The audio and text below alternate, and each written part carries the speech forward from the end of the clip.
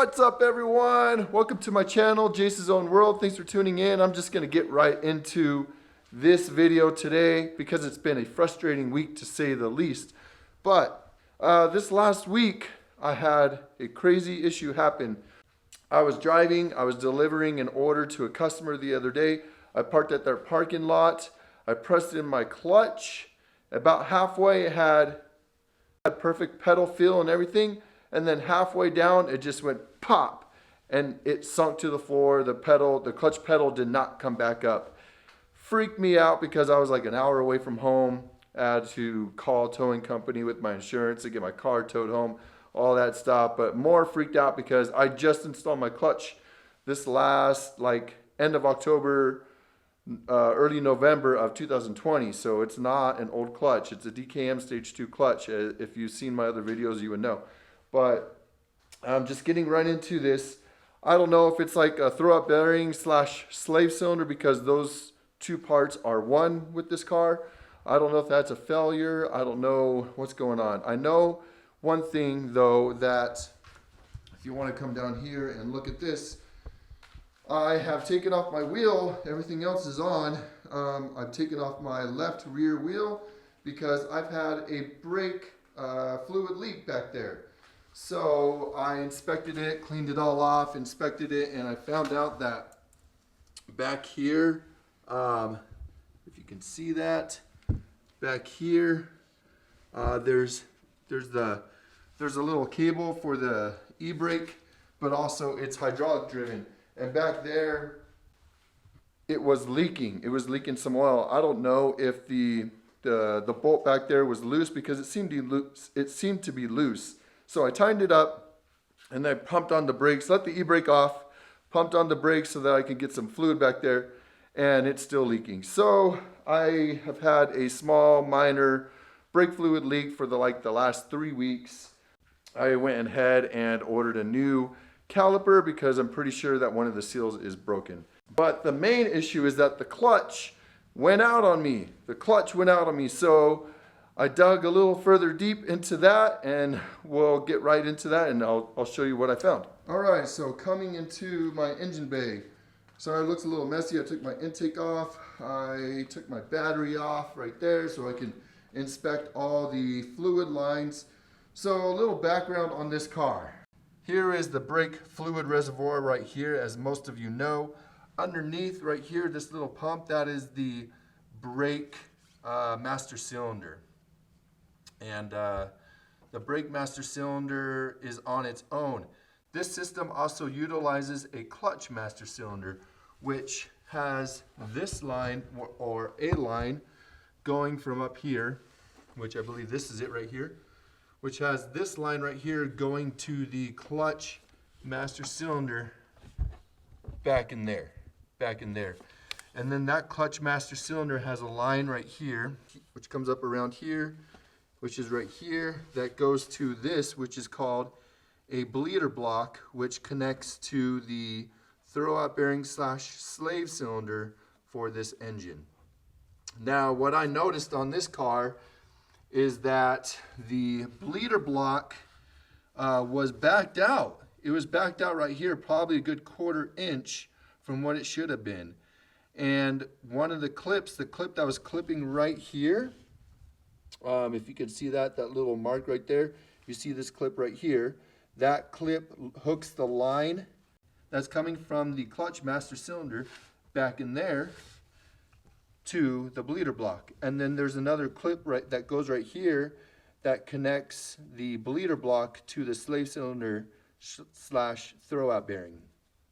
And what it is that the clip was actually broken.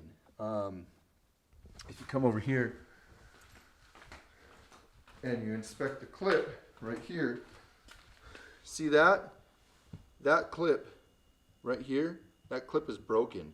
It's broken in 3 pieces right here, and it's also supposed to be like this long.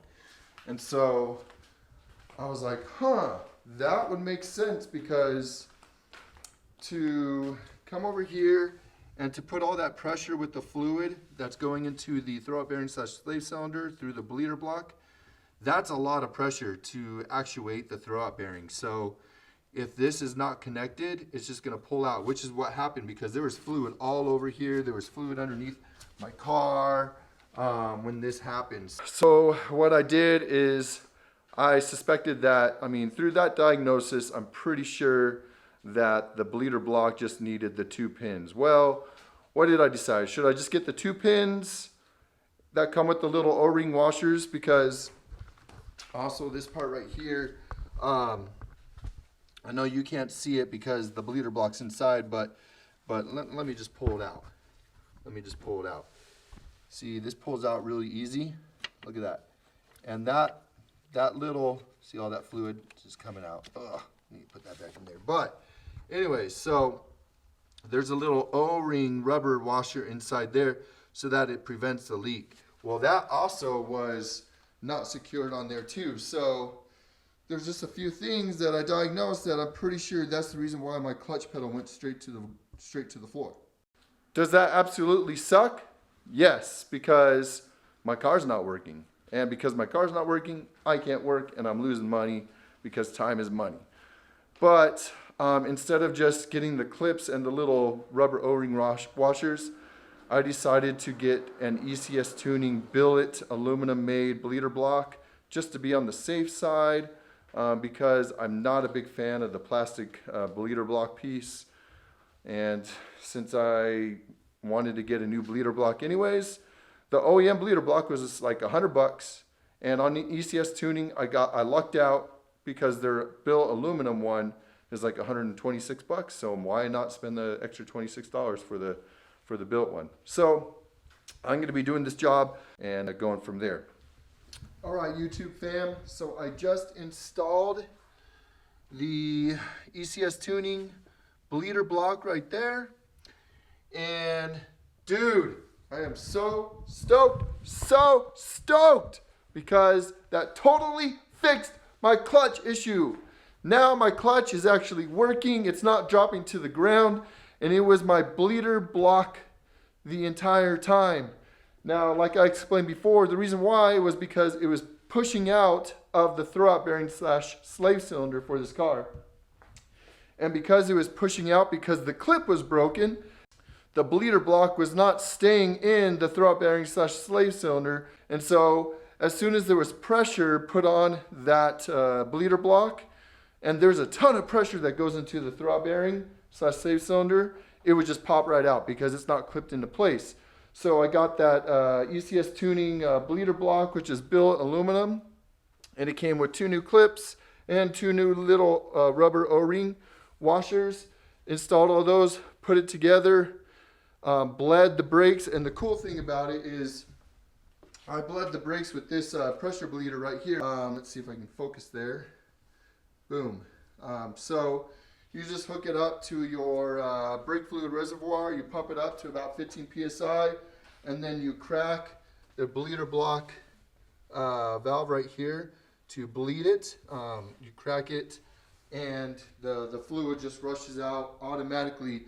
So it's basically a one-person job, which I highly recommend. If you do not have a pressure bleeder, go get yourself one, because it will save you so much headache, so much time. It's the easiest thing. Now I'm gonna go and do all of my brakes on each corner, starting from the right rear, then the left rear, then the right front, and then the left front, because you want to do it from the furthest wheel away from the master cylinder. And then you'll pump it up to 15 psi, you'll fill it with fluid. There's tons of videos online about it and how to use them. The thing is awesome. All you do is crack the bleeder valve and the fluid rushes through and you get all the air bubbles out. It's so amazing. No more pumping the clutch, no more pumping the brakes to do these flushes, to do these bleeding of the brakes or your clutch or anything like that. This thing is awesome. It was only like $45, $46 on Amazon. Totally worth it. They have them on sale on ECS Tuning, but they're a little more expensive, but it's a nicer brand, so if you can get it, go for it. I think it was like $55 or something on sale right now. But the thing is it won't ship out until like April, and I don't have until April to be able to use my car because this is my only car. So I'm super stoked. I got that, and oh, and one more thing. With the ECS tuning bleeder block, it's a billet aluminum, so it's going to be a lot more robust, a lot stronger than the OEM plastic one, like this one right here. That's the OEM plastic one, piece of junk. Freaking, you know, Europeans and VW in general, just always using plastic parts. But the cool thing about it is it has a bigger bore inside the ECS tuning bleeder block, which allows more fluid to go in and out of the bleeder block faster. So, and the one from the factory is restricted with a little like pin or something like there to restrict the flow.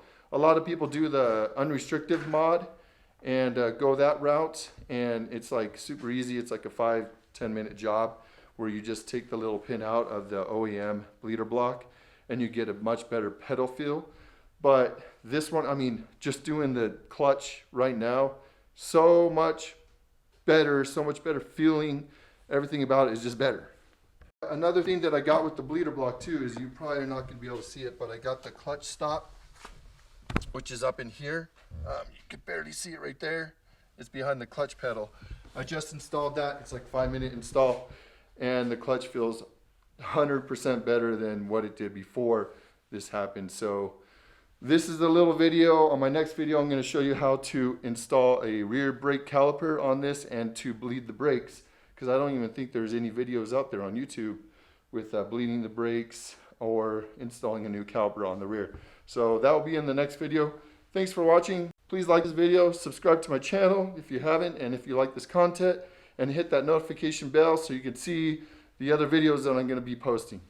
I'm just really excited right now. I can't even breathe because I thought this was going to be like a $1,500 job to replace my clutch because the slave cylinder went bad, or the throw-up bearing / slave cylinder went bad. But it's not. It literally cost me like $200 to $250 to do this job. So I'm stoked about that, and I can get my car running again, and I'm getting all my leaks fixed. So thanks again for watching, and I'll check you out on the next video. Peace.